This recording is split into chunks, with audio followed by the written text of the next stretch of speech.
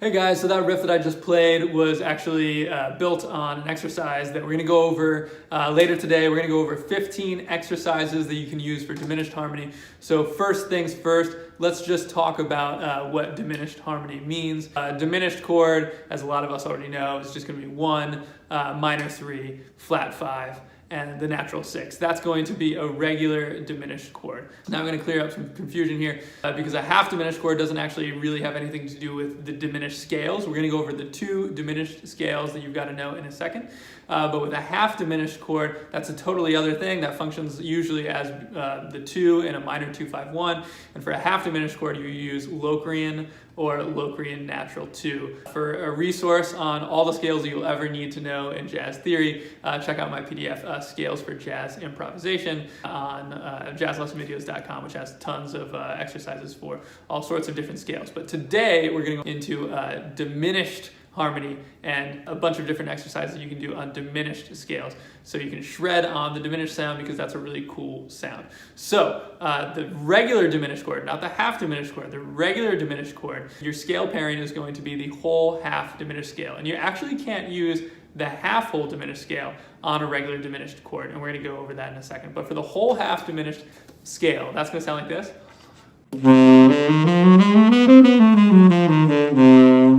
The reason why it's called whole half diminished is because it's built in a sequence of a whole step, then a half step, then a whole step, then a half step, so on and so forth. The reason why we use that for the diminished chord is because with the diminished chord, when a pianist or a guitarist plays that, just like a dominant chord or major chord or any other type of chord, they're going to add other tensions in there. And the tensions that they're going to add are going to be like a major 7 or a natural 9. Those are going to be really common tensions that they add in there. And that does not line up with the other type of diminished scale, which is going to be the half whole diminished scale. That's built in a sequence of, you guessed it, half step, whole step, half step, whole step, the opposite. Okay, so for that scale, we're going to use that scale over dominant chords. Anytime you want to add some cool sounds and alterations to it. So for a flat 9 dominant chord, for a sharp 9 dominant chord, really any time that you just want to kind of make what you're playing over a dominant chord more hip. And so what we're going to do now is we're going to go over the 15 exercises that you can do with the diminished scales. And so it's not just going to be scale exercises. We're going to be adding chromaticism into it, approach notes and enclosures, all sorts of stuff. Going to be doing different cell patterns and stuff like that. So this is going to be really useful material. We're just going to go over the half whole diminished scale exercises today. If you want to see all of this stuff with the whole half diminished scale, that's going to be for diminished chords. That's going to be a really useful tool that we're offering as a PDF at jazzlessonvideos.com/PDF-packages. So that's going to be a great resource. Make sure to check it out. Okay, so before we go on, just a couple things to clarify. One, when do we use the diminished chord? So the diminished chord is going to happen a lot of times. It's going to function going up into a half step into a minor chord. So we'll go up a half step into a 3-6-2-5 a lot of times at the end of a song, 5 bars from the end, like in Donna Lee. Happens all the time. It's really a telltale sign of a really advanced pro when somebody hits that, because tons of developing players, or even professionals, don't hit that chord. And it's really a sign of like a world-class improviser when you nail that sound going up into the 3-6-2-5.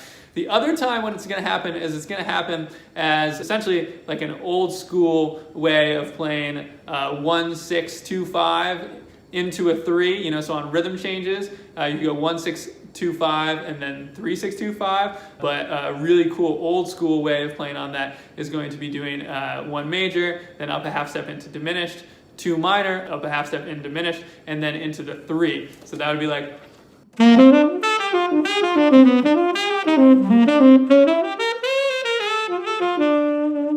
So that's a really nice sound, and one that you definitely want to be able to do for rhythm changes or all sorts of tunes where it ends up happening like it could happen to you. All right, so now we're going to keep this quick. We're going to buzz through these 15 exercises, but again, if you want this written out in all 12 keys, just go to jazzlessonvideos.com and you'll be able to check that out. It is worth noting that the diminished scales technically only have 3 different key centers in a way, because what happens is the way that the scale is built, if you start For instance, from a concert C, you got this.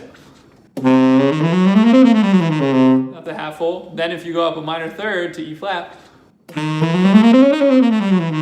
it's actually just the same scale but starting from a different point. However, when you're practicing this stuff, you really do want to practice it in all 12 keys, even if it's going to be just starting in a different place. And it's easier to be able to see it from each different tonal center. So that's what we've done in the PDF for you guys as a resource.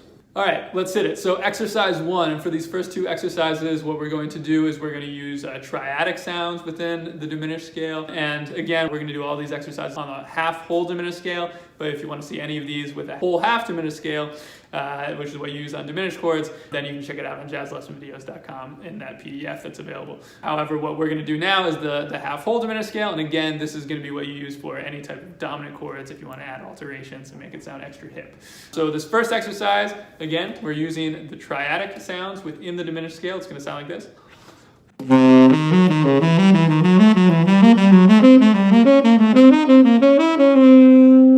So what we're doing is we're just building triads from each degree.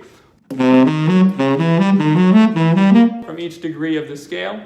It ends up being a bunch of diminished triads stacked ascending, which is kind of cool. And what we do is with this shape, we just go up the diminished triad and then we come back down to that middle note. When we take it down, it's going to sound like this.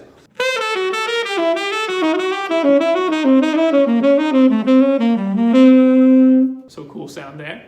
All right, now going on to exercise 2. So now what we're going to do is we're just going to mix up the shape of the triad a little bit. We're going to skip up a note and then come back down.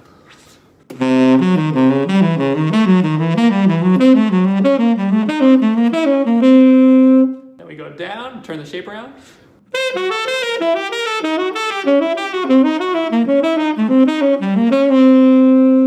All right, so now we're going to do the arpeggio section. Same idea here. We're just building an exercise instead of off of the triads. Now we're doing it off of the arpeggios that you can build from each degree of the diminished scale. So it's going to sound like this.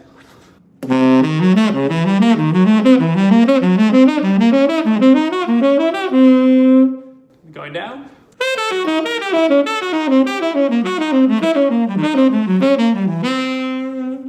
Now change up the shape.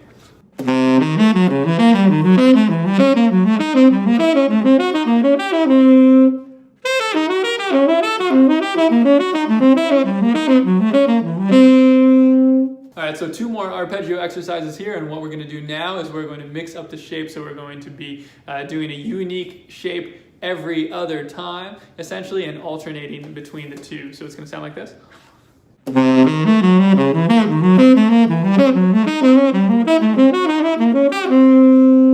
And then going down.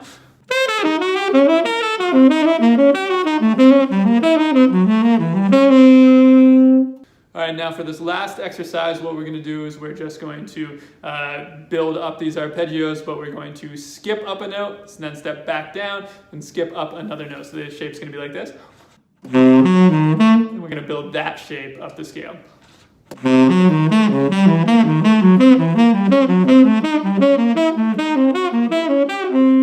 And going down.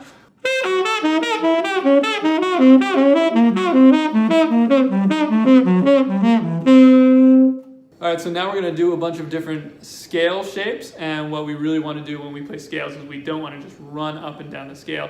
We want to mix things up and do a bunch of unique shapes, so that's what we're going to do with these diatonic diminished exercises.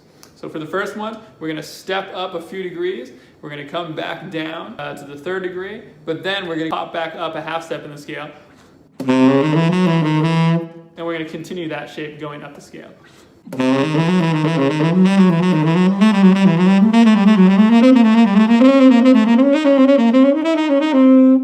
Then when we go back down, we're going to do that same idea, except we're going to connect downward from each degree. Like that.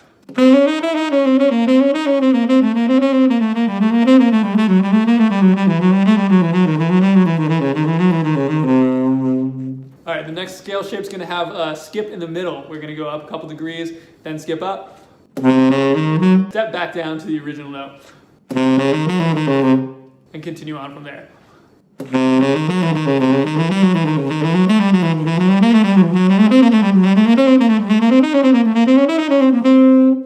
And going down. All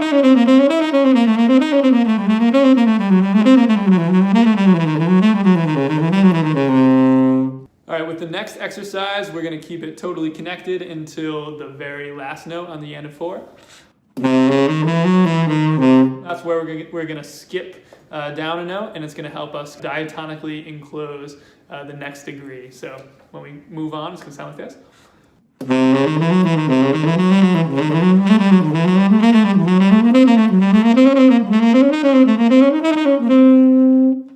And going back down.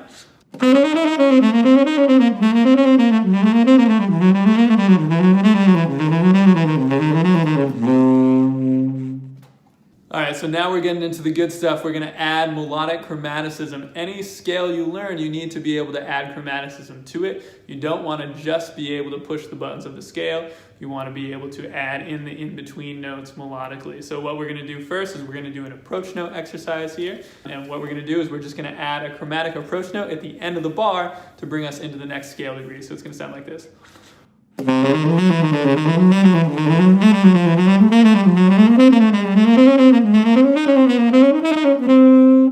Then when we go down,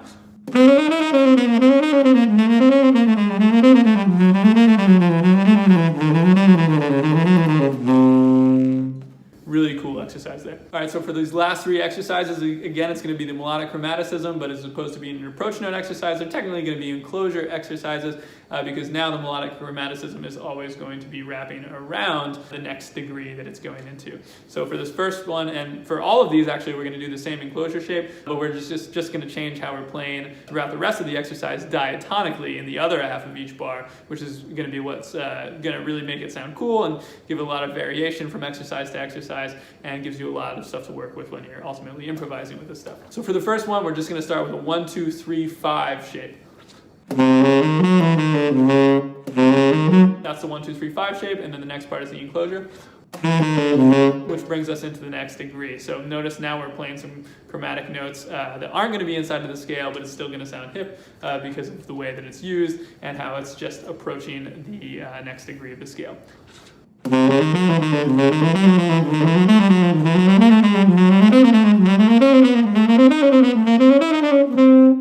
And when we go down, we're just going to do 1, 2, 3, 4 diatonically instead of 1, 2, 3, 5 to help us get down into each degree.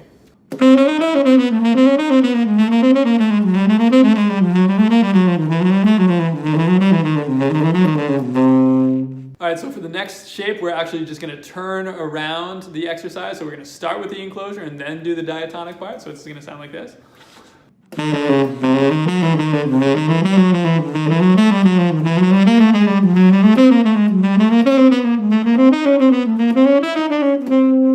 Then when we go back down, it's going to sound like this.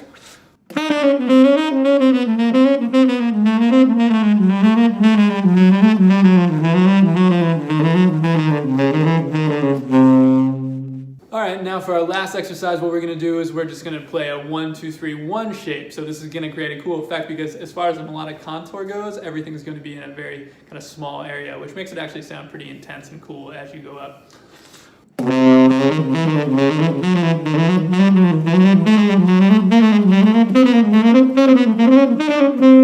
when you go down,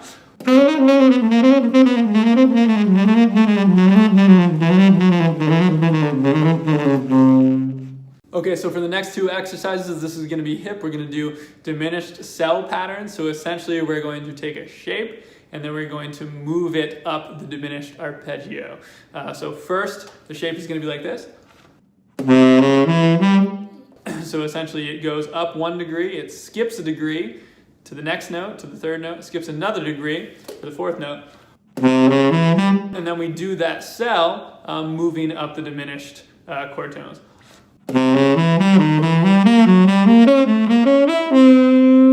Then when we go down, we do that same shape moving downwards, and when we do that, it actually ends up just being a dominant arpeggio going down. So playing the root, then the 7th, then the 5th, then the 3rd, and then you move that down each diminished chord tone. So it sounds like this.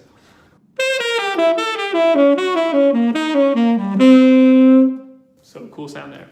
All right, so this next one's gonna be funky. We're gonna move up 1 degree. We're gonna skip 2 degrees to get up to the 3rd note. Then we're going to move up 1 degree again. So the shape's going to be. Now when we move up each diminished arpeggio note, we're going to go.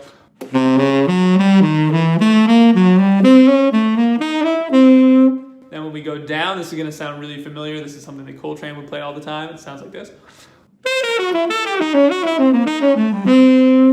All right, guys, that's it. Thanks again for watching. As always, really appreciate you guys checking it out and subscribing to the channel. Make sure to check out my show dates on my website just to see where I'm playing, because I'm always on the road and it's always really fun meeting you guys while I'm on tour. So awesome. If you haven't subscribed already, make sure to do that. Otherwise, I will see you guys next time. All right, later.